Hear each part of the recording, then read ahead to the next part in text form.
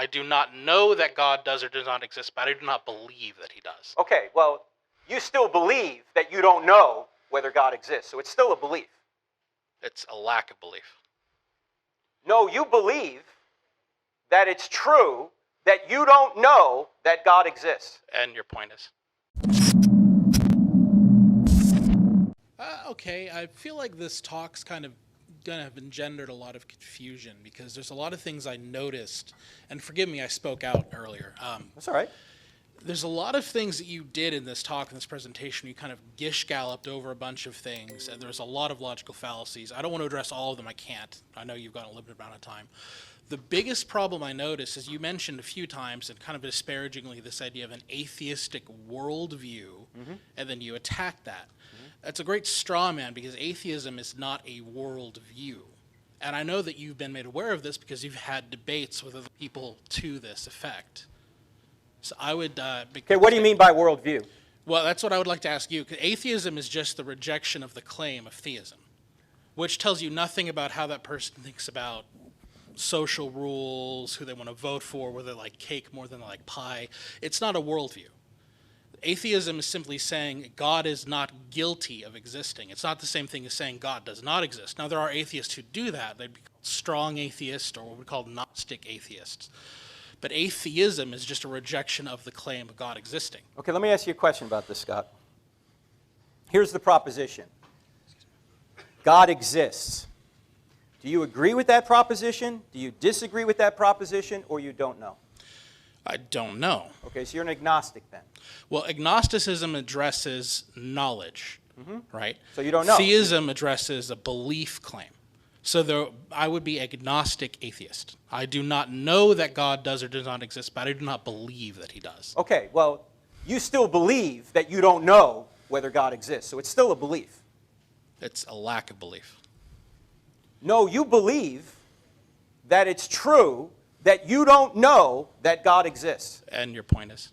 Okay, well, my point is that atheists today are trying to say, I have a lack of belief in God. For me, that's just saying something about your psychological state. It doesn't say anything about the real world out there. It doesn't say whether or not God exists. You're simply saying, I lack a belief in God. Sure. Well, this water bottle lacks a belief in God. But the water bottle doesn't have the capacity to believe. Right, I know. What you addressed this with Cosmic Skeptic, like in 2017. When yeah. And okay, but the audience doesn't know this, so just give me a chance to answer. You guys should check that out. It's pretty good. If we define atheism as a lack of belief in God or whatever, sure, then we're not really saying anything because everything that doesn't have the capacity to believe anything could be called an atheist then. And a water bottle could also be called a vegan if you say it's something that doesn't eat animal parts. As far as that label is being applied, it's ineffective in that case. I would say atheism is related only to those things that have the capacity to believe in the first place. Okay, we can argue over definitions all day long. When I'm debating an atheist, whether it's Christopher Hitchens, Michael Shermer, Jeffrey Lauder, whoever it is, sure. When we set up a debate, I say, let's debate this. What better explains reality, theism or atheism? Or if you want to call atheism materialism, whatever you want to call it. But the point is, theism is not trying to explain reality. Yes, we are. No, that's not what it is doing. And I'm telling you, as an atheist, that's not what I'm doing. What I'm doing is, you are coming to me and you're saying, hey, God explains X, Y, and Z. And I'm saying, well, how do you know that? And why do you know that? And convince me of that. Okay. Let me finish my point, Scott. Okay? Sure. When two people come to debate on this issue, I'm going to say, when I look at reality around me, when I look at the creation of the universe or the fact that the universe exists, the fine-tuning, the objective moral values, when I look at what appears to be design in life and where life came from, when I look at consciousness and free will and the laws of logic and our ability to reason, I think anybody coming onto a debate stage has to give causes for why those things exist. No, they only have to show that your arguments aren't correct or fallacious. No. When you frame the debate the way we frame it, what better explains reality? And reality includes all those things I just mentioned. Then I have the burden of proof to say, I think these things are best explained by theism. And the atheist has the burden of proof to say, okay, I see those things exist. Here's my explanation for why they exist. Well, then I don't believe any atheist that I've ever seen debate with you has ever accepted a debate under that kind of framework. The framework is never that Scott, atheism is a better explanation. It's that your theism is not a sufficient explanation. You'll have to talk to them, Scott, because they agreed every time. Christopher Hitchens. You guys should check out the videos on YouTube. Yes, That's not Michael what happened. Shermer. Oh, okay, just so you know. What did you say, Scott? I was lying? Yes. He said you were lying. I'll be happy to, if you give me your email address, I will send you a video of all those debates, and you can watch. I've seen plenty of them. I watched them while I was waiting to see this talk. Okay, well, those were the titles of the debates.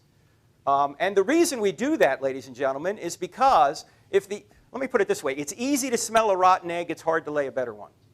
Okay? So if someone has a position over there that I think is wrong, I can throw eggs at it, and I can try and diffuse and say that's a bad argument, that's a bad argument.